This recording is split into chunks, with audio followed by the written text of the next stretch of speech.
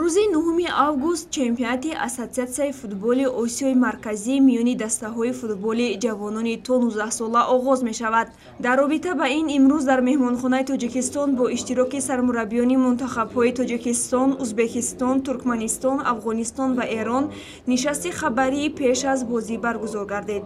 Дар ҳамоиши мазкур намояндагони васоити ахбори омма ба суолҳои хеш посухҳои мушаххас гирифтанд. сармураббиёни тамоми тимҳои миллии иштирокчии мусобиқоти мазкурро яке аз марҳилаҳои омодагӣ ба даври интихобии чемпионати Осиё 2020 маънидод карданд. Сармураббии тими миллии 19-солаи Тоҷикистон Зайниддин Раҳимов иброз дошт, ки аз натиҷаи нишондодаи футболбозони то 16-солаи кишвар рӯҳбаланд гашта, умедвор аст, ки шогирдони ӯ низ дар мусобиқоти мазкур ба натиҷаи дилхоҳ даст меёбанд. сармураббии мунтахаби Афғонистон зикр намуд, ки дар ҳайати даста футболбозони маҳаллӣ ҷамъ омаданд ва мекӯшанд то дар ин мусобиқот арзанда ҳунарнамоӣ кунанд.